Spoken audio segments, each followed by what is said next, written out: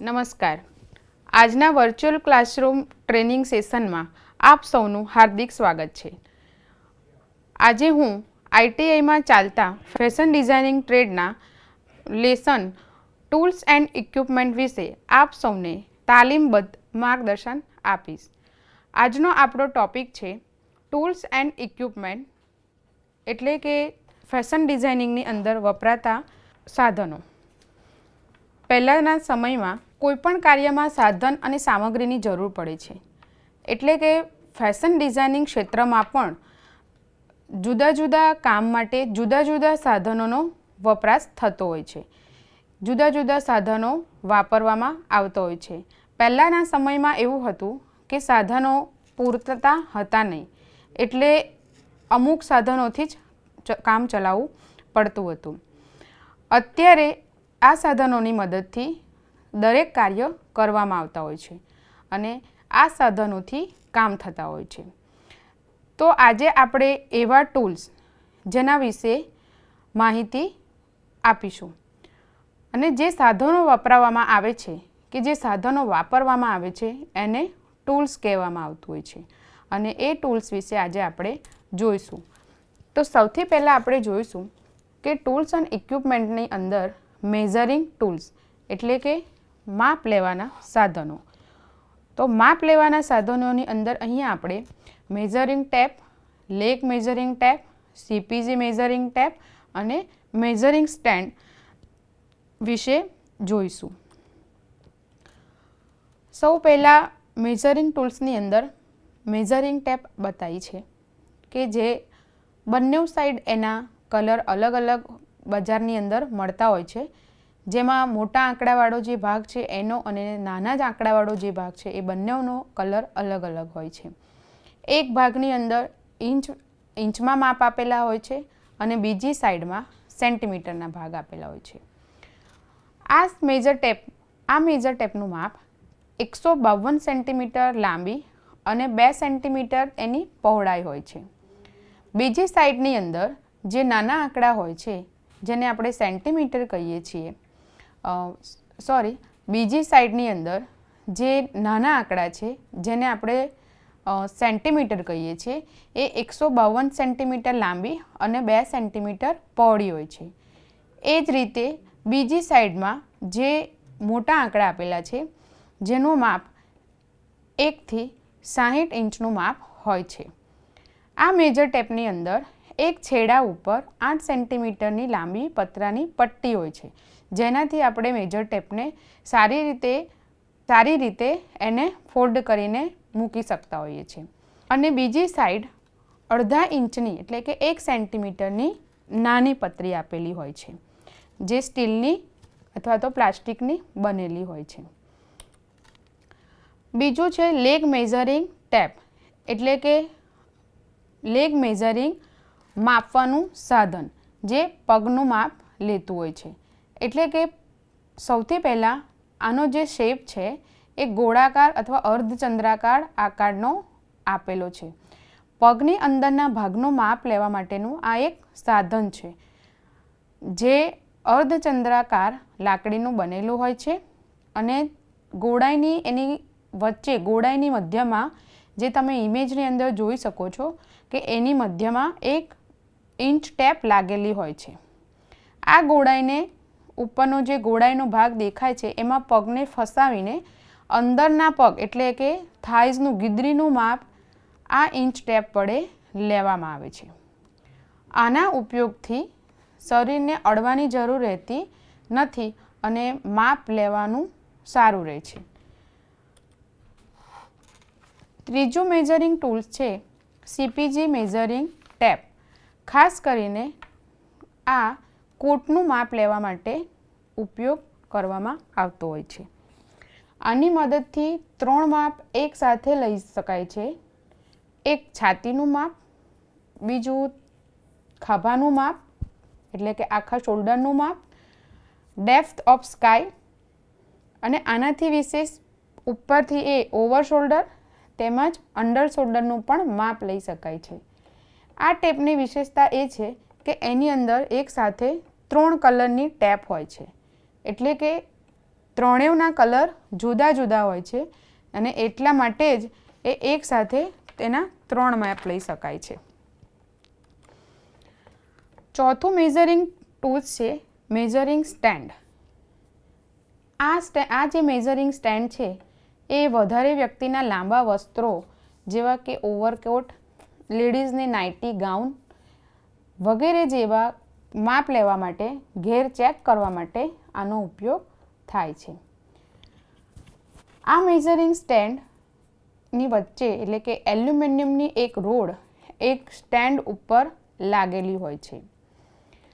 આ પાઇપ જે હોય એટલે કે રોડ, આ પાઇપ ઉપર ઇંચ માપના નિશાન લાગેલા હોય છે, જેનાથી ગ્રાહકની પૂરી લંબાઈનું માપ આનાથી લેવાય છે અને એના દ્વારા માપ ખોટું આવતું નથી.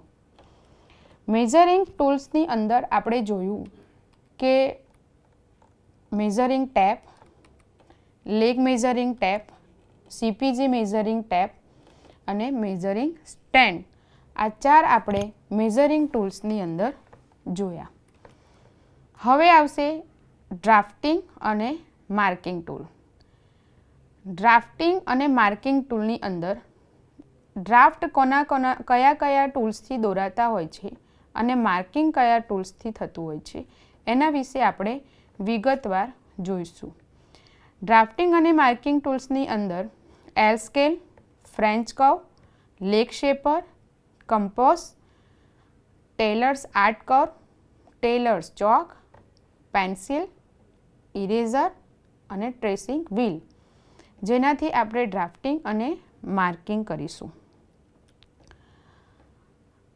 ડ્રાફ્ટિંગ ને માર્કિંગ ટૂલ્સની અંદર સૌથી પહેલાં આપણે જોઈશું કે એલ સ્કેલ. એલ સ્કેલ તમે જોઈ શકો છો ઇમેજની અંદર કે જે એલ આકારનું દેખાય છે. આ એલ સ્કેલ લાકડાનું, પ્લાસ્ટિકનું અને લોખંડનું પણ બનેલું હોય છે. મોટી ઇન્ડસ્ટ્રીની અંદર કે નાના એવા ગાર્મેન્ટ યુનિટની અંદર કે બુટિક્સની અંદર આવા એલ સ્કેલના ઉપયોગ કરવામાં આવતા હોય છે, જેનાથી કાટખૂણાનું માપ લઈ શકાય છે અને ગ્રેન લાઇન સીધી આવે છે. એટલે એની એક બાજુ 12 ઇંચ તથા બીજી બાજુ 24 ઇંચનું માપ હોય છે. દરેક ઇંચની વચ્ચે આનાથી બ્રાઉન પેપર, બ્લેકબોર્ડ પર ડ્રાફ્ટિંગ કરવામાં આવે છે. બ્રાઉન પેપર પર બી અને બ્લેકબોર્ડ ઉપર પણ કાટખૂણાના માપથી એટલે કે 90 અંશના ખૂણે લાંબી અને આડી લાઈન ખેંચીને ડ્રાફ્ટિંગ કરવામાં આવતું હોય છે, જેનો શેપ એલ જેવો હોય છે. આથી એને કાટખૂણો પણ કહેવામાં આવે છે અને એને એલ સ્કેલની સાથે એલ સ્ક્વેર પણ કહેવામાં આવે છે. ઓબ્જેક્ટિવની અંદર એટલે કે MCQમાં પણ પૂછાઈ શકે છે કે એલ સ્કેલને બીજું શું કહેવામાં આવે છે, તો એલ સ્ક્વેર અને કાટખૂણો પણ કહેવામાં આવતો હોય છે. સેકન્ડ જોઈશું ફ્રેન્ચ કર્વ. ફ્રેન્ચ કર્વ એ પ્લાસ્ટિકનો તેમજ લાકડાના વળાંકવાળું બનેલું એક સાધન છે. ઇમેજની અંદર તમે જોઈ શકો છો કે એનો શેપ વળાંકવાળો અને એકડા જેવો દેખાતો હોય છે. આ ફ્રેન્ચ કર્વ એ આર્ટિસ્ટો અને દરજીઓ માટે બનાવેલું સાધન છે. ફ્રેન્ચ કર્વનો ઉપયોગ બાયના મૂંઢો, વળાંકવાળા શેપ એટલે કે ગળું, ફ્લાય, કોલર વગેરે જેવા વળાંકવાળા આકાર દોરવા માટે ફ્રેન્ચ કર્વનો ઉપયોગ કરવામાં આવે છે. ફ્રેન્ચ કર્વને નાની અને મોટી સાઇઝમાં પણ જોવા મળે છે. તેનો આકાર ગુજરાતી એકડા જેવો હોય છે. નાના નાના ડાયાગ્રામ દોરતી વખતે રાઉન્ડ શેપ, વળાંકવાળા શેપ આપવા માટે આ ફ્રેન્ચ કર્વનો ઉપયોગ કરવામાં આવતો હોય છે. ત્રીજું લેગ શેપર. લેગ શેપર એટલે પેન્ટની અંદરના પગના ભાગના શેપ એટલે કે જે વળાંકવાળો જે ભાગ હોય છે, સેટ ઢાળવાળો જે ભાગ હોય છે, એ ભાગના શેપ આપવા માટે લેગ શેપરનો ઉપયોગ થતો હોય છે, જેની લંબાઈ 24 ઇંચ અથવા 30 ઇંચ હોય છે અને ઉપરથી 2.5 ઇંચ પહોળી અને નીચેથી 1 ઇંચ અથવા 1/4 પહોળી પટ્ટી હોય છે. લાકડાની પ્લાસ્ટિકની હલકા વળાંકવાળો આનો શેપ હોય છે, જે પગના શેપ આપવા માટે એટલે કે અંદરનો શેપ આપવા માટે માપવા માટે લેગ શેપરનો ઉપયોગ કરવામાં આવતો હોય છે. ફોર્થ છે કમ્પોસ એટલે કે પરિકર. આ સાધન લોખંડ અથવા પ્લાસ્ટિકનું બનેલું હોય છે, જેને આપણે પરિકર પણ કહીએ છીએ. તેના એક છેડા ઉપર અણી આવેલી હોય છે અને બીજા છેડા પર પેન્સિલ જોડવાની હોય છે. આનો ઉપયોગ ગોળાકાર અથવા અર્ધગોળાકાર દોરવા માટે ઉપયોગ કરવામાં આવતો હોય છે. હવે આવે છે ટેલર્સ આર્ટ કર્વ એટલે કે નાના નાના ડાયાગ્રામ દોરવા માટે આનો જે ઉપયોગ કરવામાં આવે છે એને ટેલર્સ આર્ટ કર્વ પણ કહેવામાં આવે છે. આ ટેલર્સ આર્ટ કર્વ કાગળનું, પ્લાસ્ટિકનું અને ત્રિકોણ આકારમાં પણ બનેલું સાધન છે. પ્લાસ્ટિકના સ્કેલમાં વચ્ચે આ જે ટેલર્સ આર્ટ કર્વની વચ્ચે તમને જે શેપ દેખાય છે એનો આકાર ફ્રેન્ચ કર્વ જેવો દેખાય છે, એટલે એ ફ્રેન્ચ કર્વની પણ ગરજ સારતું હોય છે. અત્યારે હાલમાં આ સ્કેલમાં 1:7, 1:4, 1:5, 1:6 જેવા માપના મળે છે અને બનેલા પણ હોય છે. અત્યારે તો 1:8 અને 1:9 પણ મળે છે ને સ્કેલ માપમાં એ માપ જે હોય એ છપાયેલા હોય છે. મોટા માપની આકૃતિને નાના કાગળમાં સમાવવા માટેનું આ એક અગત્યનું સાધનનો ઉપયોગ કરવામાં આવતો હોય છે. એટલે કે જ્યારે મોટા મોટા ડાયાગ્રામ બનાવવામાં આવતા હોય છે, એ મોટા મોટા ડ્રાફ્ટિંગને નાના ડ્રાફ્ટિંગમાં લેવા માટે આ નાના ટેલર્સ આર્ટ કર્વનો ઉપયોગ કરવામાં આવતો હોય છે. આને સ્કેલ માપ પણ કહેવામાં આવે છે.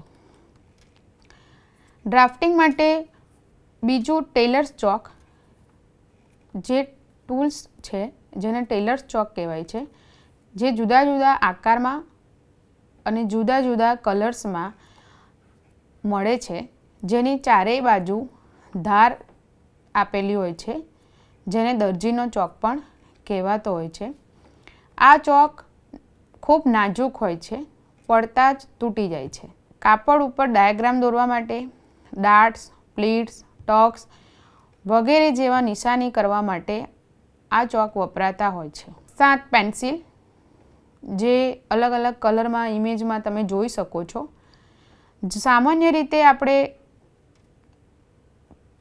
બ્લેક પેન્સિલનો ઉપયોગ વધારે કરતા હોઈએ છીએ, પણ કલરફુલ પેન્સિલનો યુઝ કરીએ તો આપણને દરેક પાર્ટનું ઇઝીલી ડિફરન્સ મળી જાય છે.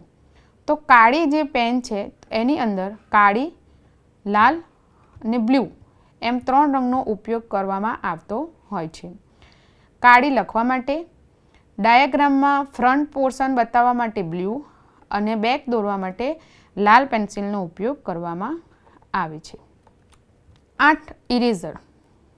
ડાયાગ્રામ દોરતી વખતે તમે ડિઝાઇન કરતી વખતે ખોટી લાઈનો ભૂંસવા માટે રબરનો ઉપયોગ કરવામાં આવતો હોય છે. રબર સારી ક્વોલિટીનું હોવું જોઈએ, જેથી ડાઘા પડે તો એમાં કાળું કાળું કે ખરાબ કાગળ ઉપર ડાઘા ના પડે, એના માટે સારી ક્વોલિટીનું રબર વાપરો તો લાઈન ઇઝીલી ભૂંસાઈ જાય, કાગળ બી સાફ રહે અને કાગળ પણ ફાટે નહીં. 9 બ્રશ. મિલ્ટન ક્લોથ પર કરેલ ડ્રાફ્ટિંગને ભૂંસવા માટે કાપડ પર આવેલી ચમક, દોરા, રજ વગેરેને ભૂંસવા માટે બ્રશ વપરાય છે. એટલે જ્યારે આપણે કોઈ ડ્રાફ્ટિંગ કરતા હોઈએ છીએ ત્યારે એને ભૂંસવા માટે આપણે આ બ્રશનો ઉપયોગ કરતા હોઈએ છીએ. જેની મદદથી કપડાને જ્યારે ફિનિશિંગ આપતા હોય છે ત્યારે તેની ઉપર ચોંટેલા રજ, ચમક, દોરા કે કોઈ પણ પ્રકારના કસ્તર હોય એ પણ એનાથી નીકળી જાય છે. એટલે કે એનાથી સાફ કરવાથી આ બધા રજ નીકળી જતા હોય છે. 10 ટ્રેસિંગ વ્હીલ ઇમેજમાં તમે જોઈ શકો છો કે એનો શેપ, એની અંદર એક વ્હીલ છે જેનો શેપ, જેના દાંતા ઝિગઝેગ જેવી દાંતી આપેલી છે. તો આ ટ્રેસિંગ વ્હીલને આપણે બીજું માર્કિંગ વ્હીલ પણ કહીએ છીએ. આગળના ભાગમાં લોખંડનું એક ગોળ દાંતાવાળું વ્હીલ ગોઠવાયેલું હોય છે. આને ઉપર 2 કે 3 કાગળ કે કાપડના પડમાં એકસાથે નિશાની કરી શકાય છે. 2 કે 3 લેયરને એક સાથે મૂકીને જે ડાયાગ્રામ હોય કે ડ્રાફ્ટિંગ દોરેલું હોય એના ઉપર ટ્રેસિંગ વ્હીલને ફેરવવાથી જે બી 2 કે 3 કાગળ આપેલા હોય એ 3 કાગળની અંદર એનું છાપકામ થઈ જતા હોય છે. એટલે ટ્રેસિંગ વ્હીલને પણ ચલાવવાથી નીચેના પોર્શનમાં એનું ઉપર જે પ્રમાણેનું ડ્રાફ્ટિંગ હોય છે એ પ્રમાણે નીચે પણ એનું છપાઈ જતું હોય છે. ડ્રાફ્ટિંગ ટેબલ બી કટિંગ ટેબલની જેમ જ હોય છે. ડ્રાફ્ટિંગ ટેબલ બી એ જ માપનું હોય છે.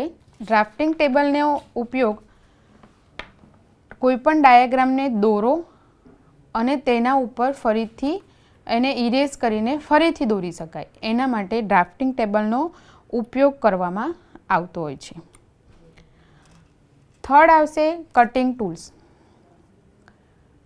ટૂલ્સ એન્ડ ઇક્વિપમેન્ટની અંદર થર્ડ છે કટિંગ ટૂલ્સ. કટિંગ ટૂલ્સની અંદર આપણે cutting table, hole marker, dress making shears, pinking shears, trimming scissor અને થ્રેડ કટર, આ બધા કટિંગ ટૂલ્સ છે જેના વિશે આપણે વિગતવાર જોઈશું. સૌથી પહેલાં છે કટિંગ ટેબલ. તો કટિંગ ટેબલનો ઉપયોગ શેના માટે હોય છે? તો કટિંગ ટેબલનો ઉપયોગ કાપડનું કટિંગ કરવા માટે વપરાય છે. સામાન્ય રીતે આ ટેબલ 1.25 મીટર લાંબુ, 0.75 મીટર પહોળું અને 1 મીટર લાંબુ હોવું જોઈએ, જેથી કટિંગ કરવામાં સરળતા રહે અને સાઇઝ પ્રમાણે આપણને આરામદાયક રહે અને એ રીતે કમ્ફર્ટેબલ કટિંગ કરી શકાય. સિયર્સ 2 પ્રકારની હોય છે, નાની અને મોટી. 10 થી 12 સેન્ટીમીટર એટલે કે 4 થી 5 ઇંચની નાની કાતર દોરા અને કાગળ કાપવા માટે વપરાતી હોય છે. 20 થી 22 સેન્ટીમીટર એટલે કે 8 થી 9 ઇંચની કાતર કાપડ કાપવા માટે વપરાય છે. જે કાતરને છેડે અંગૂઠા માટે ગોળ ભાગ અને આંગળીઓ માટે લંબગોળ ભાગ હોય તેને સિયર્સ કહેવાય છે અને બંને ગોળાકાર હાથાવાળીને સીઝર્સ કહેવાય છે. એટલે કે નાની કાતરનો ઉપયોગ કાગળ અને દોરા કાપવા માટે કરવાનો હોય છે અને જુદી જુદી સાઇઝમાં આવે છે. Third, pinking scissor. આ કાતરના આગળના બંને પાના ઉપર ઝિગઝેગ જેવા દાંતા હોય છે. આ કાગળની જે સ્ટીલની ઇમેજ દેખાય છે એની અંદર જે ઝિગઝેગ જેવા દાંતા હોય છે એ તેના આગળના પાના ઉપર હોય છે, જેથી કાપડ કાપીએ ત્યારે સીધું કાપવાના બદલે કાપડ ઉપર ત્રિકોણાકાર એટલે કે ઝિગઝેગ જેવી ડિઝાઇન પડે છે. કાપડની પટ્ટી આપણે જ્યારે વાળવી ના હોય એટલે કે જ્યારે ઓવરલોક કરવું ના હોય કે ડિઝાઇન જેવો શેપ ચારે ખૂણેથી બતાવવો હોય ત્યારે આ કાતરનો ઉપયોગ કરવામાં આવતો હોય છે. અને જ્યારે આ કાતરને ધાર ઉપરથી કાપીએ છીએ ત્યારે જે ઝિગઝેગ શેપ પડે છે એનાથી કપડાના દોરા નીકળતા નથી. ખાસ કરીને આ કાતરનો ઉપયોગ સેમ્પલ કાપવા માટે કરતા હોઈએ છીએ. ચોથું, સીઝર. આ કાતરના બંને છેડે અંગૂઠા માટે તેમજ આંગળીઓ બંને માટે ગોળ ભાગ જ હોય છે. આ કાતરથી ફક્ત કપડું જ કાપવું જોઈએ અને કાટ ના લાગે એના માટે ગરમ કપડામાં વીંટાળીને એના યોગ્ય બોક્સમાં કે યોગ્ય જગ્યાએ રાખવામાં આવતું હોય છે. આ કાતરથી ફક્ત કપડું જ કાપવું જોઈએ. 5. Button hole scissor. આ કાતર સાદી કાતર કરતાં થોડી જુદી હોય છે. સાદી કાતર કરતાં આ કાતરનો શેપ પણ થોડોક જુદો હોય છે. આ કાતરને પકડવામાં એક હાથ ઉપર સ્ક્રૂ ફિટ કરવા માટે એક જે ચાકી હોય છે, જે ઇમેજમાં તમે જોઈ શકો છો કે એક અલગથી ચાકી દેખાય છે. જે માપનો ગાજ કાપવો હોય એ પ્રમાણે ચાકીને ફેરવીને ગાજની સાઇઝ નક્કી કરીને ચાકી ટાઈટ કરવાથી જરૂરિયાત પ્રમાણેના એક સરખી સાઇઝનો એક સરખા જ ગાજ એટલે કે હોલ તમે આનાથી કાપી શકાય છે. એટલે કે ગાજ કાપવા માટે આ બટન હોલ સીઝરનો ઉપયોગ કરવામાં આવે છે. Embroidery scissor. આ કાતરને વાંકી કાતર પણ કહેવામાં આવે છે, જેની અંદર એટલે કે તેમાં આગળના બંને પાના વાંકા અને અણીદાર હોય છે. જે સ્ટીલવાળો જે ભાગ હોય છે એ બંને પાના એના વાંકા અને અણીદાર હોય છે, જેથી કટવર્ક, પેચવર્ક વગેરે જેવી ડિઝાઇનને ખૂબ સફાઈદાર અને ઝીણવટભર્યું કટિંગ કરી શકાય છે. 7. Thread cutter. આ થ્રેડ કટરનો શેપ ચીપિયા જેવા આકારનો દેખાય છે. એટલે કે ચીપિયા આકારનું સ્પ્રિંગવાળું કટર હોય છે. એની વચ્ચે એક જે દેખાય છે કટરની વચ્ચે જે સ્પ્રિંગ જેવું છે, જેને દબાવો તો તમને સ્પ્રિંગ જેવું લાગે છે. આની સાઇઝ 4 થી 5 ઇંચ જેટલી લાંબી હોય છે. વધારાના દોરા અને રેસા કાપવા માટે આ કટરનો ઉપયોગ કરવામાં આવતો હોય છે. ગાર્મેન્ટ ઇન્ડસ્ટ્રીની અંદર કે મોટા એવા નાના યુનિટની અંદર પણ થ્રેડ કટર એટલે કે દોરા કાપવા માટે થ્રેડ કટરનો ઉપયોગ કરવામાં આવતો હોય છે. એની અંદર હવે સોઈંગ ટૂલ્સ વિશે બી જોઈશું. સોઈંગ ટૂલ્સની અંદર નીડલ, થિમ્બલ અને પિન કુશન વિશે આપણે જોઈશું. કે સિલાઈ કામમાં હાથની અને મશીનની એમ બંને સોય વપરાય છે. તો ઇમેજની અંદર આપણે જોઈશું કે હાથની સોય છે. હાથની સોય સિલાઈ કામમાં વપરાય છે. નાના મોટા બંને નંબરમાં આવે છે. આ સોય આગળથી અણીદાર અને પાછળ દોરો પરોવવા માટે નાકાવાળી હોય છે. નંબર પ્રમાણે નાની મોટી આવે છે. નંબર વધારે તેમ સોય પાતળી અને ટૂંકી, અને જેમ નંબર ઓછા તેમ સોય જાડી તેમજ લાંબી હોય છે. પાતળી સોયને ફાંટ ભરવા, ઓટણ કરવા, ગાજ કરવા, બટન ટાંકવા, હાથના ટાંકા માટે ઉપયોગમાં લેવામાં આવે છે. જ્યારે જાડી અને લાંબી સોય ગાદલા, ગોદડા અને જાડા કપડાં સીવવા માટે ઉપયોગ કરવામાં આવતો હોય છે. ભરતકામ કરવામાં ચીરેલા નાકાની તેમજ ક્રોસ સ્ટીચનું ભરતકામ કરવા જાડી અને બુઠ્ઠી સોયનો ઉપયોગ થાય છે. હાથ સિલાઈમાં સામાન્ય રીતે 4 અને 5 નંબરની સોયનો ઉપયોગ કરવામાં આવતો હોય છે. મશીનની સોય, જેમાં મશીનની સોયના 2 પ્રકાર છે. ઇમેજમાં ડિસ્ક્રાઇબ થયેલી નથી. અને જે ચપટા માથાની સોય અડધા આંટાના મશીનમાં અને ગોળ માથાની આખા આંટાના મશીનમાં વપરાતી હોય છે. એની અંદર પણ મશીનની સોયમાં હાથની સોય કરતાં ઉલટું હોય. એટલે કે જેમ નંબર વધારે તેમ સોય જાડી અને જેમ નંબર ઓછા તેમ સોય પાતળી હોય છે. પરંતુ તેની લંબાઈમાં કોઈ ફરક પડતો નથી. જોર્જટ કે નાયલોન જેવા ઝીણા કપડાં સીવવા માટે 9 થી 11 નંબરની સોયનો ઉપયોગ કરવામાં આવે છે અને 14 નંબરની સોયનો જાડા કપડાં સીવવા માટે ઉપયોગ કરવામાં આવતો હોય છે. ઝીણા કપડામાં જાડી સોય વાપરવામાં આવે તો કાણા પડી જતા હોય છે. એટલે જાડા કપડામાં પાતળી સોય વાપરવાથી એ તૂટી બી જાય છે. હવે છે પિન કુશન. પિન કુશન એ ટાંકણી અને સોય ખોસવાનું સાધન છે. આ પિન કુશનને ફલાલીન કે ગરમ કપડાના ટુકડાને લઈને કોઈ પણ આકારમાં કાપી ઓશિકાની જેમ ત્રણેય બાજુ બંધ કરી અંદર લાકડાનું ભૂસું ભરીને અંદરથી સીવી લેવું. સિલાઈ કામ કરતી વખતે ટાંકણીઓ તેમજ સોયને ખોસવા માટે પિન કુશન વાપરવામાં આવે છે, જેથી કોઈને પિન કુશન સોય કે નીડલ વાગવાનો કે અકસ્માત થવાનો કોઈ ભય રહેતો નથી. એટલે પિન કુશનનો ઉપયોગ કરવામાં આવે છે. ત્રીજું છે થિમ્બલ.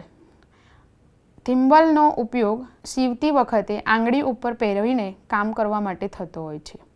થિમ્બલનો શેપ અંગૂઠા જેવો હોય છે ને આ અંગૂઠી એટલે કે આ જે થિમ્બલ છે એને અંગૂઠી કહેવાય ને અંગૂઠીને હાથ સિલાઈ કરતી વખતે આંગળીઓમાં ટાંચા ના પડી જાય એના માટે પહેરવામાં આવે છે. જમણા હાથની વચલી આંગળીને બંધ બેસતી આવે તે રીતે પહેરવાની હોય છે. ચોથું, સ્ટીચ ઓપનર. હાથીદાંતનું પ્લાસ્ટિકનું કે લાકડાનું બનેલું હોય છે. આ સાધનમાં એક હાથો અને બીજા છેડે એક કે બે અણી આવેલી હોય છે. ઉપયોગ એનો સિલાઈ ખોલવા, કોલર કફના પોઈન્ટ કાઢવા કે નેફા નાડીમાં નાડી નાખવા માટે વપરાતો હોય છે. સિલાઈ કામને ખોલવા માટે પણ સ્ટીચ ઓપનરનો ઉપયોગ કરવામાં આવતો હોય છે, જેને સીમ રીપર પણ કહેવાય છે અને હોલ માર્કર પણ કહેવામાં આવે છે. પાંચમું ટૂલ ઇક્વિપમેન્ટ છે ફિનિશિંગ અને પ્રેસિંગ ટૂલ્સ. ફિનિશિંગ અને પ્રેસિંગ ટૂલ્સની અંદર કયા કયા ટૂલ્સનો ઉપયોગ કરવામાં આવે છે એના વિશે વિગતવાર જોઈશું. Automatic electric press, second steam press, third simple electric iron, ચોથું કોલ આયરન, પાંચમું સ્લીવ બોર્ડ, છઠ્ઠું hanger, 7 sponge, 8 pressing stand, 9 duplex board, 10 needle board, 11 pressing table, 12 sprayer bottle, 30 sleeve pitch, 14 press cloth એટલે કે ડેમ્પ ક્લોથ.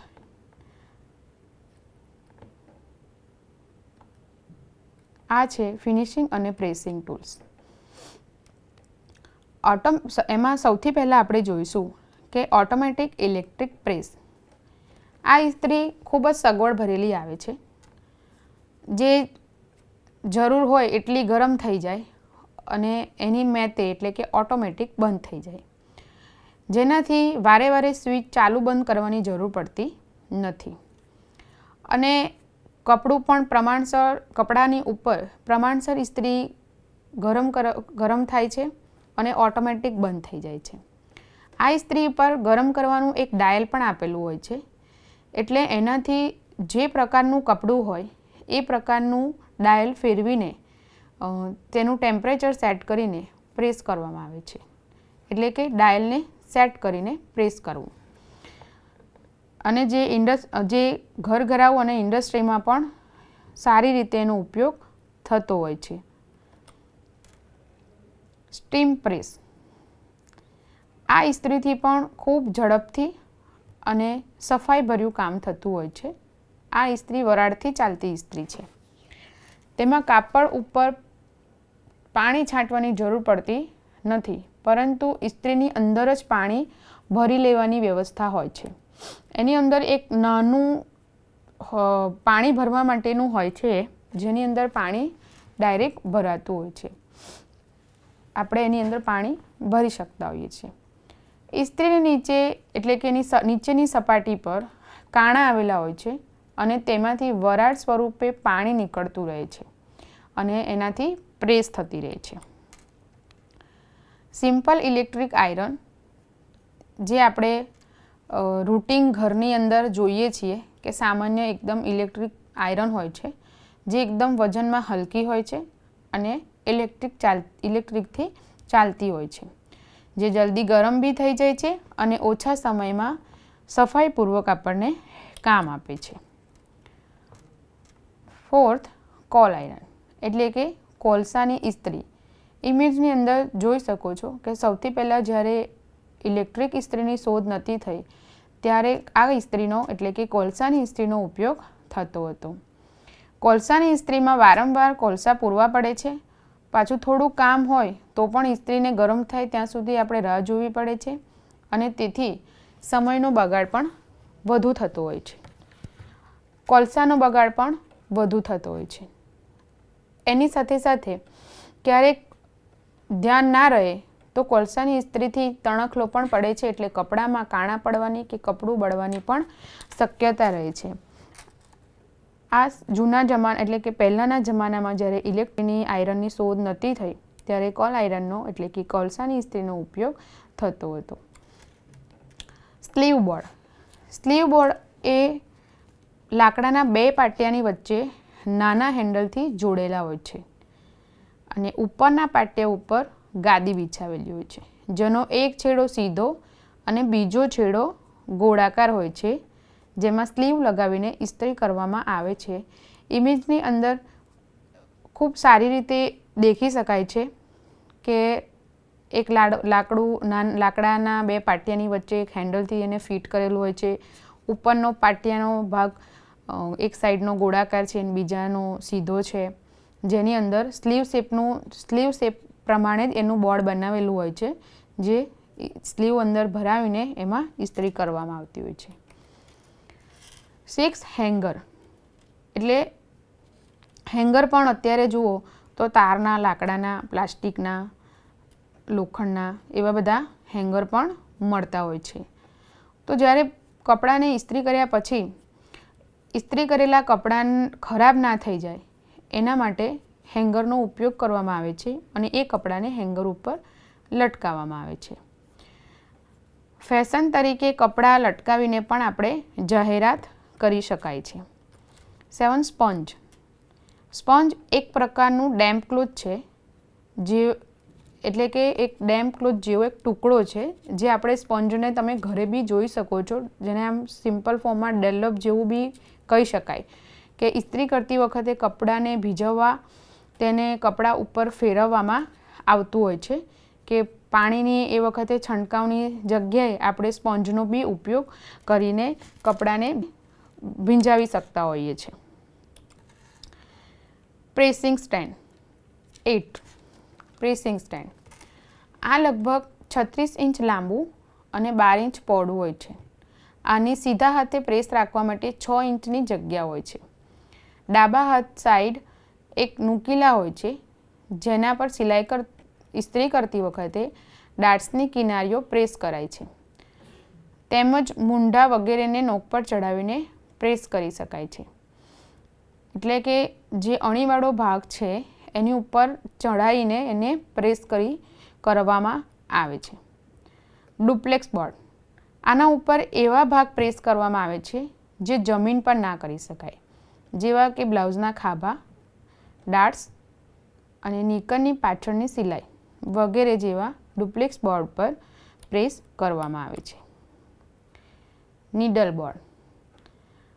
આ સાધનમાં એક પાટિયા ઉપર needle જેવા દાંતા બનાવેલા હોય છે, જે ઇમેજની અંદર જોઈ શકો છો કે ઝીણા ઝીણા દાંતા એટલે અણી જેવું દેખાય છે, જે દાંતા બનાવેલા હોય છે.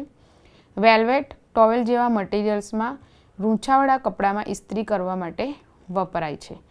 ટોવેલ્સ અને વેલ્વેટમાં એ ફેબ્રિક જે હોય છે એ રૂંછાવાળું હોય છે, એટલે એને આ કપડા ઉપર નીડલ બોર્ડ પર ઇસ્ત્રી કરવામાં આવે છે. Pressing table. પ્રેસિંગ ટેબલની ઊંચાઈ 36 ઇંચ, પહોળાઈ 27 ઇંચ અને લંબાઈ 5 ઇંચ હોય છે.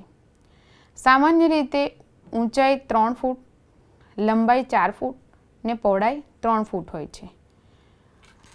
સામાન્ય રીતે લાકડાનું બનેલું હોય છે. ટેબલનો ઉપયોગ કરતા પહેલાં 3 થી 4 પડ જેટલું પ્લેન કાપડ અથવા ડેમ્પ ક્લોથ પાથરવામાં આવે છે.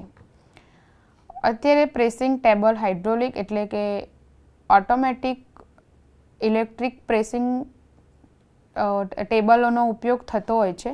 સ્ટીમ એની સાથે હોય છે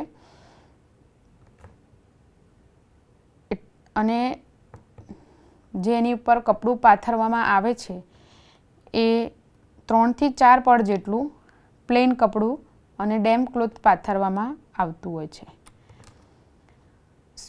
12 સ્પ્રેયર બોટલ. ઇસ્ત્રી કરવાના કપડાં પાણીથી ભીંજવવા માટે પાણી ભરવા આ બોટલનો ઉપયોગ કરવામાં આવતો હોય છે, જેમાંથી પાણી ફુવારાની જેમ કાપડ ઉપર છંટકાય છે અને છંટકાવથી કપડું આખું ભીનું નથી થતું, પણ જરૂર પ્રમાણે એનો ભીનાશ કરાય છે અને એની પર ઇસ્ત્રી કરવામાં આવે છે. પ્રેસ ક્લોથ અને ડેમ્પ ક્લોથ, જે આગળ વાત કરી કે પ્રેસિંગ ટેબલની ઉપર પ્રેસ કરવા માટે ડેમ્પ ક્લોથ એટલે કે લિન ફ્રી ક્લોથનો પણ ઉપયોગ કરવામાં આવતો હોય છે, જે અહીંયા ઇમેજમાં આપેલું નથી, પણ અગાઉ ડેમ્પ ક્લોથના વિશે મેં ચર્ચા કરેલી, જે પ્રેસિંગ ટેબલ ઉપર ઇસ્ત્રી કરવા માટે ડેમ્પ ક્લોથનો ઉપયોગ કરવામાં આવતો હોય છે. ટૂલ્સ અને ઇક્વિપમેન્ટ વિશે આપણે વિસ્તારપૂર્વક જોયું, એના વિશે માર્ગદર્શન મેળવ્યું અને વિસ્તારપૂર્વક એને સમજ્યું. અહીંયા હું આ લેસન ટૂલ્સ એન્ડ ઇક્વિપમેન્ટ વિશે અહીંયા હું પૂર્ણ કરું છું અને નવું લેસન નવા અંકમાં જોઈશું. આભાર.